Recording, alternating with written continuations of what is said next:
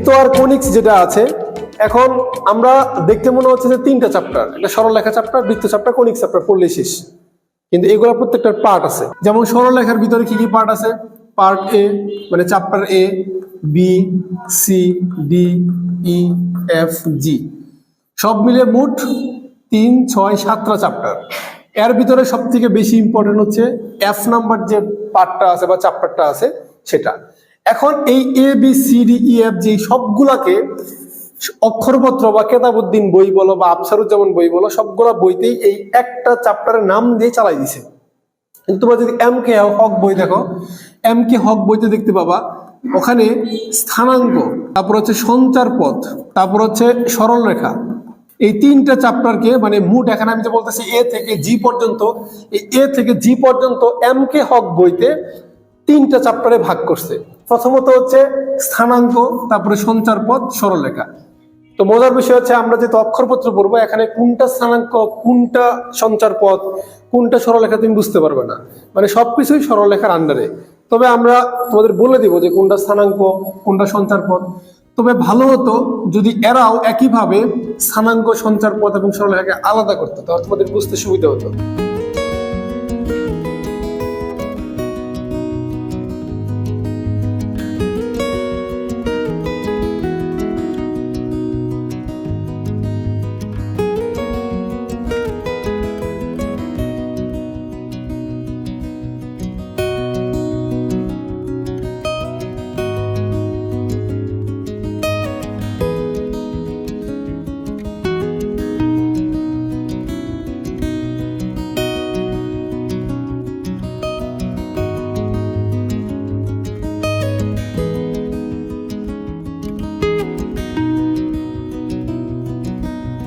আচ্ছা, আমরা এখন পড়বো হচ্ছে এই 3 নম্বর প্রশ্নটা কভার করব। এখানে বলছে কি যে একটা বৃত্তের ব্যাসার্ধ হচ্ছে 5। বৃত্তের ব্যাসার্ধ হচ্ছে বৃত্তের কেন্দ্র থেকে বৃত্তের যে রেখাটা থাকে যে কোনো একদিকের দূরত্ব। এখান থেকে ধরি, এখান থেকে এটাও আমাদের হতে পারে অথবা এইদিকে হতে পারে, যে কোনো একদিকে হতে পারে। এটাকে বলা হচ্ছে বৃত্তের ব্যাসার্ধ। তাহলে বৃত্তের ব্যাসার্ধ কত দেওয়া আছে? 5। ব্যাসার্ধকে রেডিয়াস বা আর দ্বারা প্রকাশ করা হয়। এটা হচ্ছে ব্যাসার্ধের মান দেওয়া আছে 5 একক। সেটা সেন্টিমিটার হতে পারে, মিটার হতে পারে, কোনো কিছু বলা হয়নি, আমরা একক হিসেবে ধরে নিব। তাহলে ব্যাসার্ধ আমরা পেলাম হচ্ছে 5। বলছে কেন্দ্রের স্থানাঙ্ক হচ্ছে 5,3। তাহলে এটা হচ্ছে কেন্দ্র। তাহলে কেন্দ্রের স্থানাঙ্ক দেওয়া আছে কত? এই বিন্দুর স্থানাঙ্ক দেওয়া আছে 5,3। তার মানে এক্স অক্ষ এবং ওয়াই অক্ষের সাপেক্ষে তার মান হচ্ছে 5,3। আচ্ছা, কেন্দ্রের ব্যাপারটা গেল। এরপরে বলছে এর যে ঝ্যা 3,2 বিন্দুতে সমদ্বিখণ্ডিত হয় তার দৈর্ঘ্য বের করো। এখন একটা জ্যা দিব, যেটা হচ্ছে কিরকম, পুরো একটা বৃত্তের ভিতরে শুধু এই যে এই একটা লাইন, অর্থাৎ বৃত্তের যে রেখাটা আছে এক রেখা থেকে আরেক রেখা পর্যন্ত যদি সে সেট করে, সেটাকে বলে একটা জ্যা। আচ্ছা, তাহলে বৃত্তের যে জ্যাটা, তাহলে জ্যাটা কি বুঝলাম আমরা? পুরো একটা বৃত্তের ভিতরে এক প্রান্ত থেকে আরেক দিকে যে একটা রেখা টানবো সেটা হচ্ছে একটা জ্যা। তাহলে আমরা ধরে নেই যে এই একটা রেখা আমি এদিকে টানলাম, দেখাই একটা জ্যা আমরা আট করি, আমাদের মতো করে একটা জ্যা অ্যাড করলাম, দেখা যায় একটা জ্যা অ্যাড করলাম, আমাদের মতো করে একটা জ্যা দিলাম। তাহলে বলছে এই জ্যাটা 3,2 বিন্দুতে সমদ্বিখণ্ডিত হয়। তাহলে কেন্দ্র থেকে যদি একটা জ্যা, এই যে একটা জ্যা, এই জ্যা যদি কি হয়, সমদ্বিখণ্ডিত হয়, কত বিন্দুতে সমদ্বিখণ্ডিত হবে? 3,2 বিন্দুতে যদি এই পয়েন্টে সমদ্বিখণ্ডিত হয়, সমানভাবে দ্বিখণ্ডিত হয় একটা জ্যাটা। আচ্ছা, তাহলে আমি আগেরটুকু মুছে দিলাম এবং আমরা কি করব, এটুকু মুছে দিই, এটুকু আমার লাগবে না। আমার শুধু লাগবে কেন্দ্র এবং আমার লাগবে কি একটা জ্যা, এর ঠিক সমদ্বিখণ্ডিত একটা বিন্দু। তাহলে জ্যাটা কি হচ্ছে, এই জ্যাটা 3,2 বিন্দুতে সমদ্বিখণ্ডিত হচ্ছে, আর কেন্দ্রের মান ছিল কত? 5,3। তাহলে এটাকে আমি কি করবো, যে সমদ্বিখণ্ডিত বলে দিছে যে 3,2 বিন্দুতে এই কেন্দ্র থেকে সমানভাবে দ্বিখণ্ডিত হয়েছে। এই হচ্ছে কাহিনী। এখন বলছে তার দৈর্ঘ্য নির্ণয় করো। তাহলে এই যে একটা জ্যা আমরা আট করলাম এখান থেকে এখান পর্যন্ত, তার নাম দিলাম, এই জ্যার নাম দিলাম এ আর হচ্ছে বি। তাহলে আমাকে বের করতে বলছে এ বি সমান সমান কত হবে। এই হচ্ছে আমাদের প্রশ্ন। এতক্ষণ আমরা যা কিছু বলছি সবকিছু করা শেষ, কিন্তু এখানে যে বলছিল যে বৃত্তের ব্যাসার্ধ 5, তাহলে ব্যাসার্ধটা আমরা দিইনি।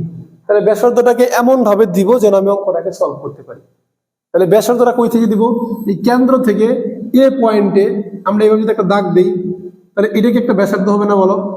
কারণ কিছুক্ষণ আগেই বলছি আমি ব্যাসার্ধটা এখান থেকে এদিক দিতে পারি, এদিক দিতে পারি, এদিক দিতে পারি, এদিকে দিতে পারি, কিন্তু কথা হচ্ছে এদিকে দিয়ে আমি এই পর্যন্ত গিয়ে লাগাবো, কিন্তু ওইদিকে লাগাই কি হবে, আমার তো অঙ্কটা করতে হবে, আমার তো জের মান বের করতে হবে। তো জের মান বের করার জন্য আমরা এখান থেকে এই পর্যন্ত আমরা দাগটা দিয়ে নিলাম। তাহলে এখন আমাদের এই এ থেকে বি এর পর্যন্ত মানটা বের করা সহজ হবে। আমি এক কাজ করি, এই পয়েন্টের নাম দিলাম ডি এ বি, আর এই পয়েন্টের নাম দিলাম হচ্ছে সি। তো দেখো তো আমি কি সি এবং ডি এর কি মান বের করতে পারবো? আমি কি সি এবং ডি এর মান বের করতে পারবো? আমার বুদ্ধিটা হচ্ছে আমি সি এবং ডি এর মান বের করব, যদি মান বের করতে পারি তারপর আমি ব্যাসার্ধর মান জানি, ব্যাসার্ধর মান কত দেওয়া আছে 5, তাহলে এটুকের মান দেওয়া আছে 5, তাহলে আমি সূত্র বসাবো অতিভুজ স্কোয়ার সমান লম্ব স্কোয়ার প্লাস ভূমি স্কোয়ার, তারপরে ভূমির মানটা পেয়ে যাবো, ভূমির মানটা পেলে ভূমিকে 2 দ্বারা গুণ করে দিলেই আমরা এ এবং বি এর মানটা পেয়ে যাবো। তাহলে এখন আমরা এখান থেকে সিডির মানটা বের করে ফেলি। তাহলে সিডির মান দূরত্ব বের করার সূত্রটা হচ্ছে কি, যে 5 - 3 উপরে স্কোয়ার প্লাস 3 - 2 এর উপরে স্কোয়ার। এখান থেকে সিডির মানটা তাজুল তুমি একটু ক্যালকুলেটর চাপ দিয়ে বের করো তো। আচ্ছা, যদি আমরা এটা পাই তাহলে এবার আমরা কি করতে পারি, সেকেন্ড কাজটা হচ্ছে কি, আমার পিথাগোরাসের উপপাদ্যের সাহায্যে বলতে পারি অতিভুজ স্কোয়ার সমান লম্ব স্কোয়ার। অতিভুজের নাম কি দিছি আমরা, এসি, তাহলে এসি স্কোয়ার সমান সমান লম্বকে সি এবং ডি, তাহলে সিডি স্কোয়ার প্লাস ভূমিকে এ এবং ডি হচ্ছে ভূমি। তাহলে এখান থেকে আমরা এসির মানটা কত পাবো, এসির মানটা পাচ্ছি আমরা 5 দেওয়া আছে 5 স্কোয়ার। বলো সিডির মানটা কত, সিডির মানটা আমরা পেয়েছি এখান থেকে √5, তাহলে এখানে লিখবো √5 এর উপরে স্কোয়ার প্লাস হচ্ছে এর উপরে এডি স্কোয়ার, তাহলে এডি কত হবে এখান থেকে। আচ্ছা, এডি মানটা আমরা বের করবো, এডি আমাদের বের করা দরকার। তাহলে এখান থেকে 5 স্কোয়ার, এখান থেকে আমরা শুধু কি পেলাম 5 পেলাম, প্লাস হচ্ছে এডি স্কোয়ার।